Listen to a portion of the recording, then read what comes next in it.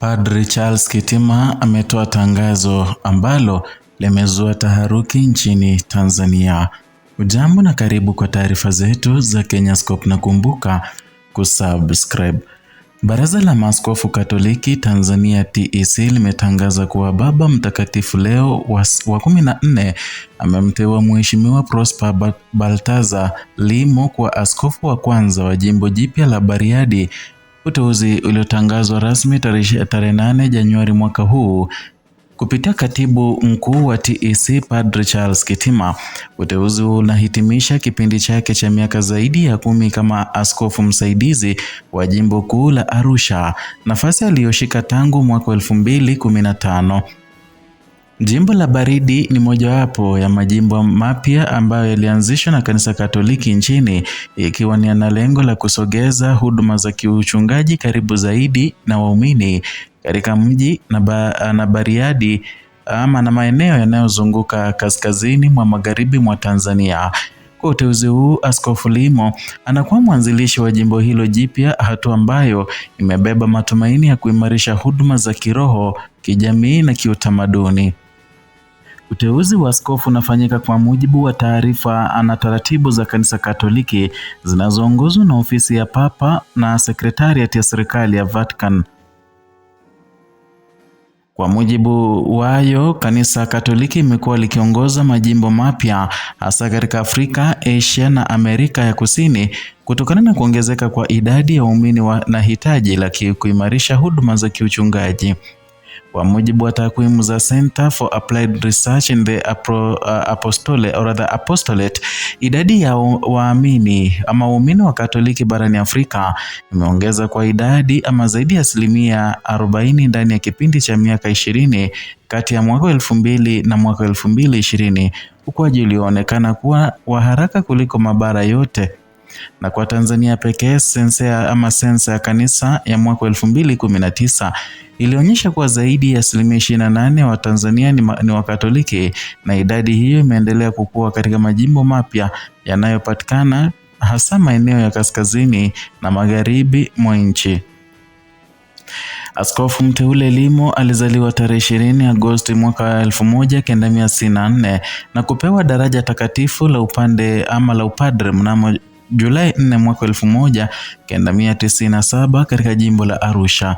Historia ya utumishi wake ni mchanganyiko wa makuu ya uchungaji, kiutawala na kitaaluma ndani ya kanisa. Aidha, ana shahada ya uzamivu katika sheria ya kanisa, canon law, taaluma adimu ambayo inahitajika katika utatuzi wa masuala ya kisheria ya kanisa, uongozi wa taasisi na kanisa na uchunguzi wa kesi za kiutume.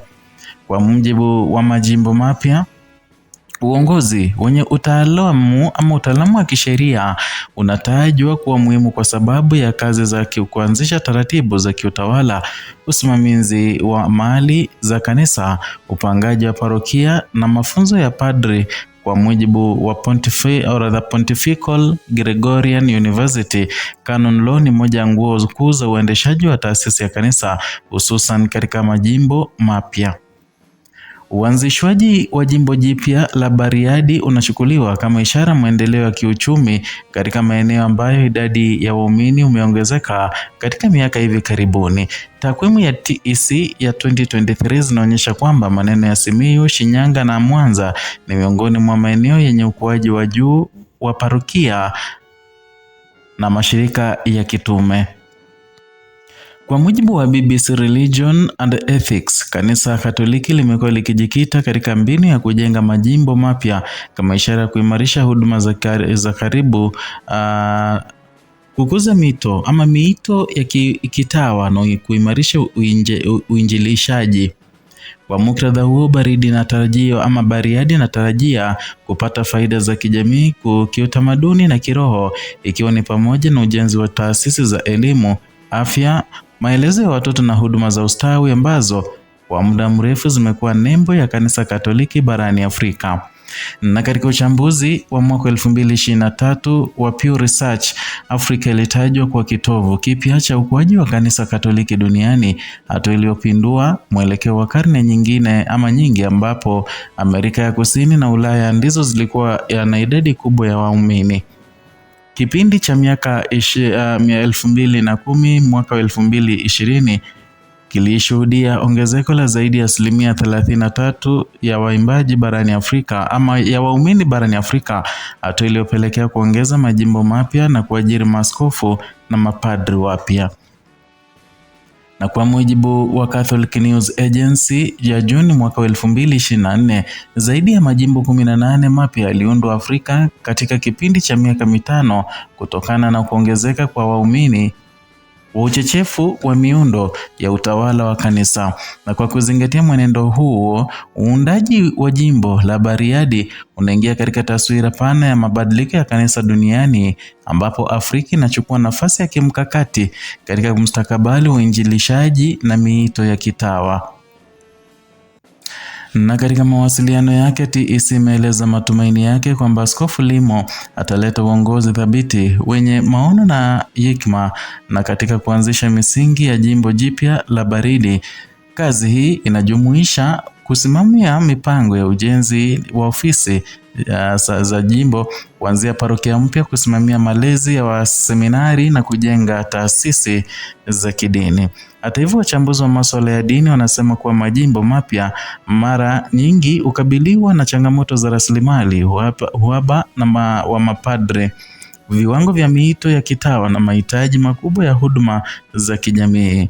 Kwa mfano, utafiti wa Journal of Religion in Africa wa mwaka 2022 ulionyesha kuwa majimbo mapya mara nyingi hutegemea misaada ya kimishonari na mashirika ya kanisa katika miaka ya mwanzo ya uanzishaji wake. Na kwa upande wa kijana, kanisa Katoliki nchini Tanzania imekuwa na mchango muhimu katika sekta za elimu, afya na ustawi wa jamii tangu kipindi cha ukoloni. Na hadi mwaka 2020 zaidi ya 24% ya shule za sekondari zisizo na serikali nchini zilikuwa zinamilikiwa au kuendeshwa na taasisi za dini, nyingi zikiwa za kanisa Katoliki, Ministry of Education Tanzania.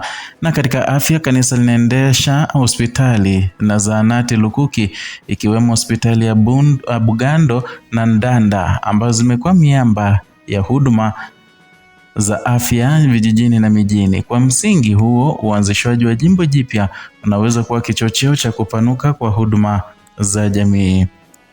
Uteuzi wa askofu wa kwanza wa jimbo jipya la Bariadi ni tukio lenye uzito wa kitaasisi na kihistoria.